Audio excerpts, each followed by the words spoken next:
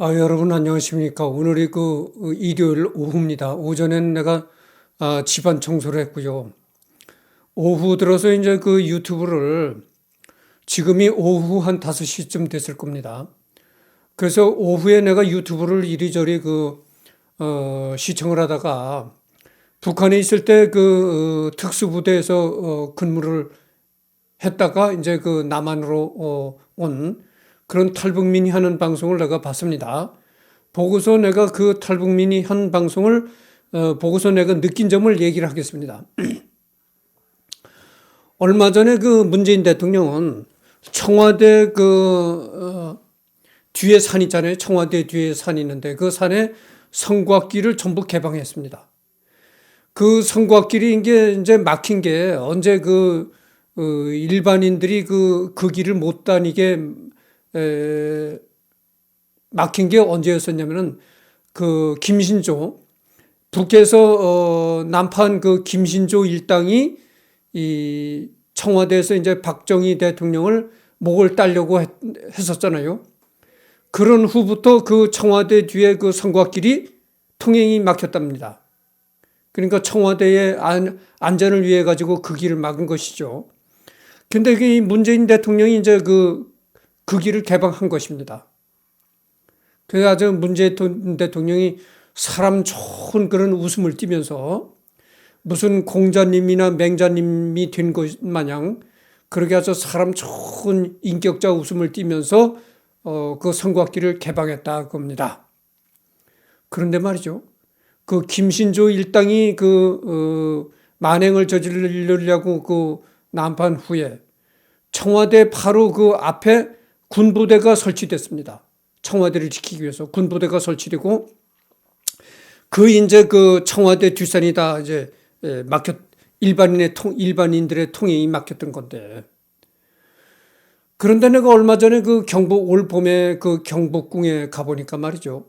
예전에 박정희 대통령이 있을 때 청와대 앞에 주둔했던 군부대가 다 없어졌어요. 예전에 청와대를 지키기 위해서 주둔하고 있던 군부대마저 다 이제 경복궁 부지로 흡수가 된 겁니다. 그렇다면 생각해 보세요. 청와대 앞에 있던 군부대도 다 철수를 했지.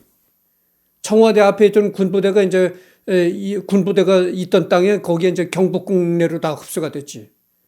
그 다음에 청와대 뒷산은 다 일반 국민들도 다 자유롭게 다닐 수 있는 오픈된 길이 돼 버렸지. 그러면 문재인 대통령이 어떤 마음에서 저렇게 통근 결단을 내렸느냐. 한마디로 사람 좋은 웃음을 지으면서 혼자 셀프 평화에 잠꼬대 취해서 그런 어리석은 행동을 지금 하고 있는 것입니다. 지금 내가 그런 차원에서 북한에서 특수부대에 근무했다가 이제 탈북을 해가지고 남한에 온 사람의 얘기를 들어보면 북한이라는 것은 우리는 스스로 김정은이가 뭐라고 하지 않아도 스스로 헛된 평화 망상에 셀프 평화에 잠꼬대 취해 있다고 합니다. 김정은이가 평화를 얘기하고 우린 전대 전쟁을 하지 않는다리고 핵을 없애고 그랬나요? 그러지도 않았는데 혼자 스스로 셀프 평화 잠꼬대 취해가지고 저러는 겁니다. 참 웃기는 얘기죠. 그래서 이 문재인 대통령이 대통령 되기 전에 어떤 공약을 국민들한테 약속했냐면은 자신은 대통령으로 뽑히면은 청와대를 사용을 하지 않고 청와대를 나와가지고 정부 종합 광화문에 정부 종합청사 있잖아요. 정부 종합청사에다가 대통령 집무실을 이제 설치할 거다. 그렇게 했단 말이에요. 그리고 청와대 자리는 시민들한테 이제 개방을 할 거다. 시민들의 휴식 공간. 무슨 휴식 공간이 그렇게 또 서울에 많습니까? 휴식 공간을 만들 것이다. 이렇게 약속을 했는데 여러분들 말이죠. 민주주의 그렇게 허울 좋은 민주주의라는 단어에 너무 취하면 안 됩니다. 아무리 민주주의 자유국가를 하더라도요. 대통령은 대통령으로서 최소한의 권위가 서야 되는 겁니다. 그렇기 때문에 대통령만이 지내는 청와대 같은 특수한 공간이 있어야 되는 거예요. 그래야 대통령으로서 최소한의 권위가 생기는 겁니다. 그런데 대통령이 이 청와대를 버리고 정부종합청사 건물의 한 층을 거기에 집무실로 쓴다면, 아니 대통령이 직업 공무원 나부랭이 정도로만 인식이 될 거 아니겠어요? 예? 아무리 민주주의가 좋고 아무리 민주주의가 국민을 위한 정치고 오픈된 정치를 하더라도 최소한의 대통령이 지켜야 할 권위나 체면은 버리지 말아야 된다 이거예요. 그래야 국가를 통치해 나갈 수가 있는 겁니다. 근데 최소한의 권위와 체면마저도 버리고 정부종합청사의 한 층을 그냥 집무실로 얻어가지고 직업적인 핫바리 공무원처럼 이렇게 생활을 한다면 그 대통령으로서의 권위가 속겠습니까?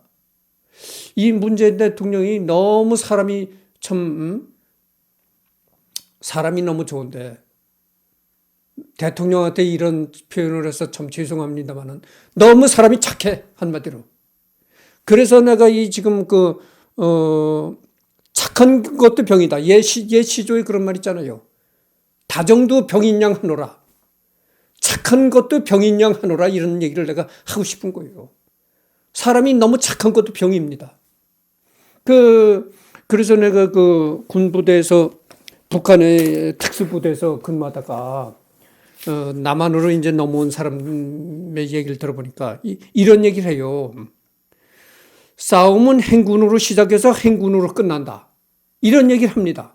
그 사람이. 이게 명언 중에 명언입니다. 싸움은 행군으로 시작해서 행군으로 끝난다. 이 양반은 이제 싸움이라는 단어를 썼는데, 이 단어를 전쟁이라는 말로 바꾸면 더 정확하리라 생각합니다. 전쟁은 행군으로 시작해서 행군으로 끝난다, 이런 얘기입니다. 이것이 명언이에요. 여러분, 스텔스기가 날고 ICBM이 날고 장거리 미사일이 왔다 갔다 하는 최첨단 세상이라 하더라도 최종적으로 승리를 확인하려면 어떻게 되는 겁니까? 최종적으로 보병이 적진을 발로 밟고 적진에 가서 태극기를 꽂아야 최종적으로 승리가 확인이 되는 겁니다. 그래서 아무리 스텔스기가 날고 첨단 ICBM이 날아도 최종적으로 승리를 확인하려면은 보병이 걸어서 적진의 땅을 밟고 적진에 태극기를 꽂아야 최종적인 승리를 확인하는 거다, 그 말이에요. 그래서 보병은 전투의 알파요 오메가다, 이런 얘기를 그래서 하는 겁니다. 보병은 전쟁에서 오메가요 알파인 것이죠. 처음이자 시작이자 끝인 것입니다. 예? 아무리 생각해 보세요. 아무리 스텔스기가 날고 첨단 미사일이 날아도 최종적으로 보병이 적진의 땅을 밟고 가서 적진의 태극기를 꽂아야 승리를 확인하는 겁니다. 그러니까 그런 의미에서 이 양반이 한 얘기가 싸움은 행군으로 시작해서 행군으로 끝난다. 이것이 명언이다, 그런 얘기입니다. 그리고 또 이 양반이 주장하는 게 뭐냐면은 돼지보다 쥐가 무섭다, 이런 얘기예요. 거창한 돼지 한 마리보다 다수의 쥐가 무섭다, 이런 얘기입니다. 그래서 이 양반 얘기를 들어보면 이 양반이 하는 그 얘기가 뭐냐면은 ICBM 핵무기 그런 것도 무섭지만 제일 무서운 거는 뭐냐? 잘 훈련된 게릴라들이다, 이 말이에요. 특수부대 게릴라들이 제일 무섭다, 그거예요.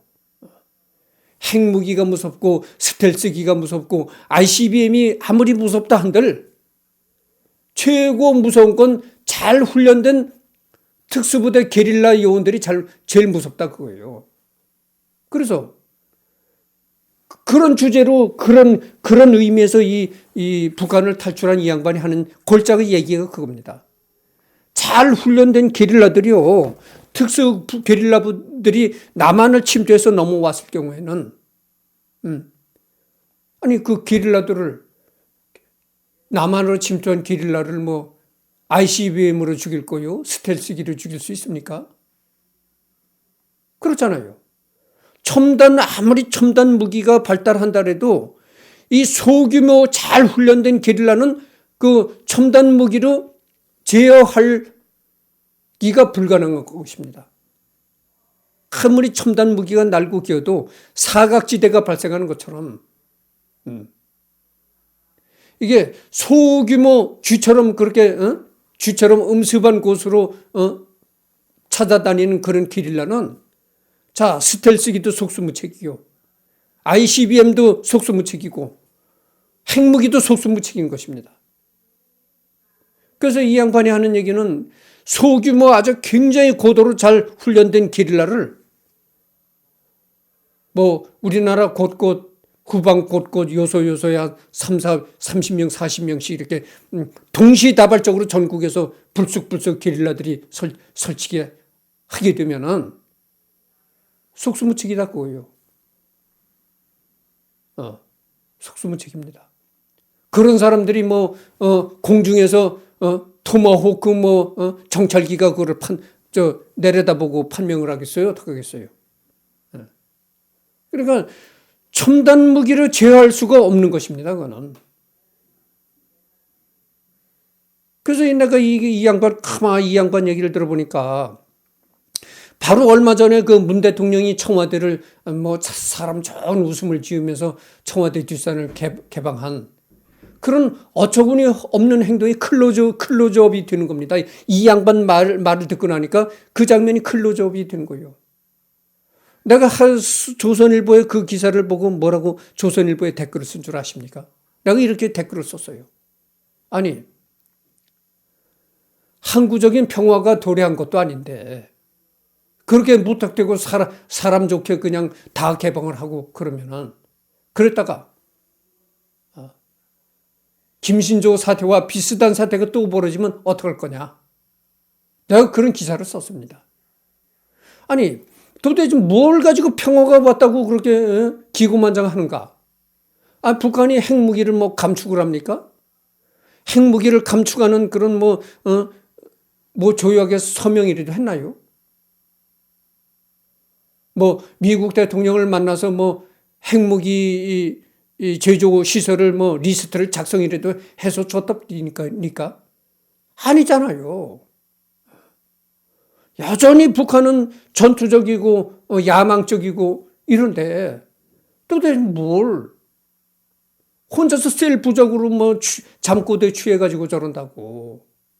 그래서 여러분들 이제 북한에서 특수부대에 근무하다가 이제 남한으로 탈북한 이분의 영상을 내가 잠깐씩 이제 올릴 겁니다. 올릴 거니까 전체는 뭐 그 저작권이라는 게 있기 때문에 전체적으로는 못 올리고 요소의 중요한 부분을 이제 해가지고 내가 올릴 텐데. 그래서 이분이 한 명언 중에 아까도 얘기했지만 전쟁은 말이죠. 행군으로 시작해서 행군으로 끝난다 그런 얘기예요. 아까도 얘기를 했잖아요. 보병은 말이죠. 보병은 전쟁에서 알파요 오메가인 것입니다. 시작이요 끝인 것이에요. 아무리 스텔스기가 날고 무슨 고고도 정찰기가 날고 핵무기가 날아도 최종적으로 적진을 발로 밟고 적진에 들어가서 태극기를 꽂아야 승리가 확인되는 순간이다고요. 그래서 보병은 시작이요 끝인 것입니다. 이 양반이 그렇잖아요. 이 양반이 잘 훈련된 보병 게릴라가 제일 무섭다고 봅니다. 그거는 어떻게 첨단 장비로 어째 할 수가 없는 거예요. 그래서 내가 이 양반이 하는 영상을 이제 보십시오. 이 양반이 하는 영상을 보시고 이번 순서를 이제 마치겠습니다. 북의 핵과 서부대. 물론 핵이 무서운 전략 자산인 것만은 사실입니다. 하지만 핵에 못지않는 또 어찌 보면 핵보다 더 두려운 것이 북한의 특전 무력이라고 할 수 있습니다. 집에 100kg짜리 돼지나 혹은 100g짜리 쥐가 들어오려 한다고 가정해 봅시다. 돼지는 방 안으로 들어올 경로가 정해져 있습니다. 가령 출입문이나 더 넓게 잡아 창문 등 기타 침입 경로가 제한되어 있다고 할 수 있어요. 더군다나 덩치가 크다 보니까 그 경로들을 감시하거나 차단하거나 혹은 방 안에 들어왔다고 하여도 쉽게 발견하고 제때 몰아낼 수가 있습니다. 대처할 수 있다 이겁니다. 하지만 쥐의 경우는 어떻겠습니까? 우선 침입 경로를 도무지 추정할 수가 없습니다. 집의 이 구석구석 전 면적이 쥐가 들어올 수 있는 경로로 될 수 있습니다. 또한 들어온 다음에도 발견하기가 힘들고 썰라닥질 고려도 잡거나 몰아내기가 대단히 힘듭니다. 마찬가지입니다. 핵이 돼지 나갔습니다. 비록 파괴력은 있지만 사명을 다하자면 비교적 힘이 듭니다. 불을 막기 위한 차원에서는 오히려 쉽다고 할 수 있습니다. 반대로 쥐의 경우를 봅시다. 방위적인 차원에서 골칫거리가 아닐 수가 없습니다. 바로 이것이 북한의 소부대 전략입니다. 견제할 수 있다면 쥐 같은 특전 무력은 군 20만 명에 달합니다. 비록 장비는 낙후하지만 그들은 바로 세뇌된 게릴라들입니다. 그들이 일명 핵배낭이라는 자폭용 폭탄을 안고 적 후방으로 파죽지세로 밀려 나온다고 한번 상상해 보세요. 기껏해야 10여 명을 한 개 졸업, 그야말로 소부대로 활동하고 또 일반 도로가 아닌 짐승도 발붙이기 힘든 깊은 산중으로 숨세워둔다고 생각해 보세요. 미국제 스트라이커가 아무리 고기동 장갑차라고 하여도 산악주행용이 아니겠지요. 또 북한군 특전 무력의 전투력에서 첫 번째로 꼽힌다면 바로 야생적인 행군 능력입니다.